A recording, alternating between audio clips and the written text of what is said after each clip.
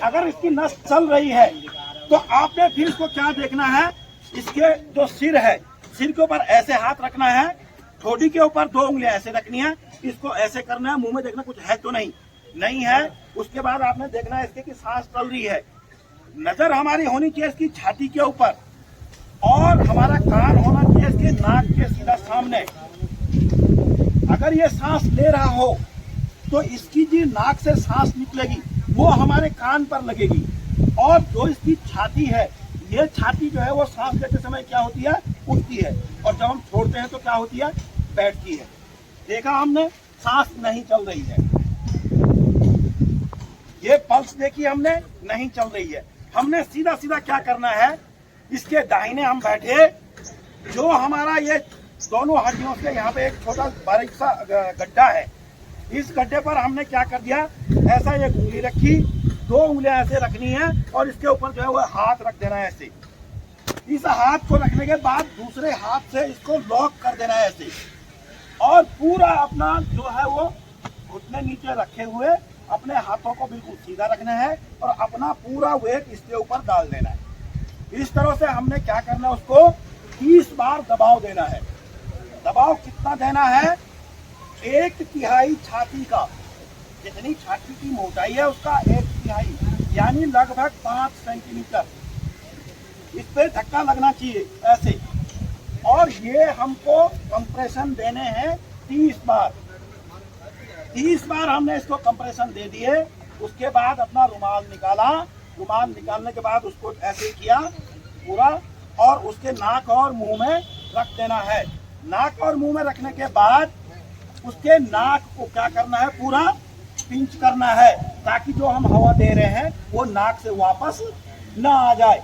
उसके बाद मुंह से मुंह में हवा देनी है, पूरी हवा देनी है फुल।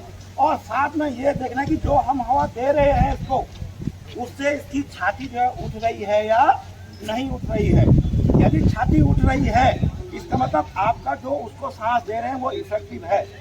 यदि आप सांस दे रहे हैं और छाती नहीं उठ रही है इसका मतलब आपने जो है वो ढंग से परफॉर्म नहीं किया है या फिर उसके गले में कुछ ना कुछ फंसा हुआ है। तो क्या करना है, यदि नहीं हो रहा है तो दोबारा से देखना है, मुंह को नीचे करके गले को साफ कर देना है, कुछ अटका हुआ तो उसको निकाल देना और दोबारा से फिर सांस देना है। आपने बहुत ही जब आपके क्षेत्र में बाढ़ आए तो इस ज्ञान को और लोगों के साथ शेयर करिए अभी से और इस ज्ञान का फायदा उठाइए मौके पर। मैं इसी प्रोग्राम को आगे बढ़ाते हुए मैं अनुरोध करना चाहूंगा तहसीलदार महोदय से कि हम लोगों को आर्थिक बचत के रूप में मार्गदर्शन करें। तहसीलदार महोदय बहुत ही एक अच्छा अवसर था कि ये साथ मार्क का एक जो हम लोग डमी उससे चल के प्रयोग किए हैं, बाढ़ से बचाव के संबंध सभी सारे लोगों ने बचाव किया। आपने एक्चुअल में देखा ये सब की घटना है कि जब हम लोग उपलब्ध हैं, हमारी टीम बाढ़ उपलब्ध है, जहाँ पे हमारी एक्सेस है, एक्सेस का मतलब हमारी पहुँच है, हम नाव से पहुँच सकते हैं और पहुँच सकते हैं, वहाँ तो हमारी टीम लगी रहेगी, आगे टीम लगी रहेगी, मोटर बोट लगा रहे तो हम लोग अपना बचाव करके अस्पताल लाएंगे। आपकी जानकारी इसलिए महत्वपूर्ण है कि जब जैसे आपदा को हम नहीं रोक सकते, आपदा का नाम प्राकृतिक आपदा है, वो आएगी आएगी उसको नहीं रोक सकते। तो ये जो प्रयास सरकार का है कि आपदा से हुए नुकसान को कम करने के लिए सारे प्रयास हो रहे हैं, इसकी ट्रेनिंग की जा रही है।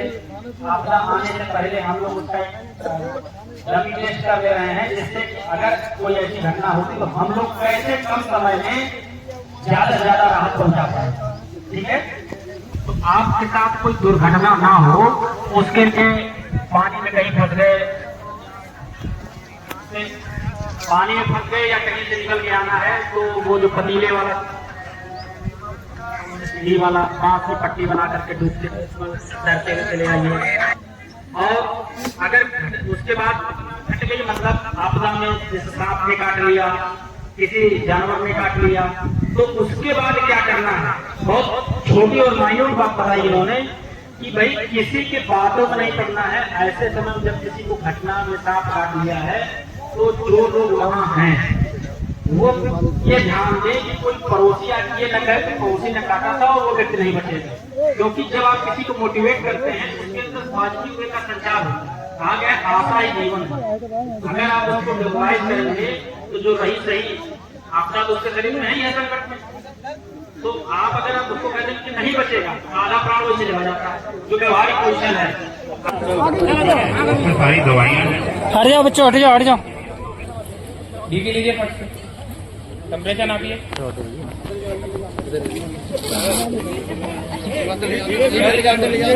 तुम हटो यहाँ से।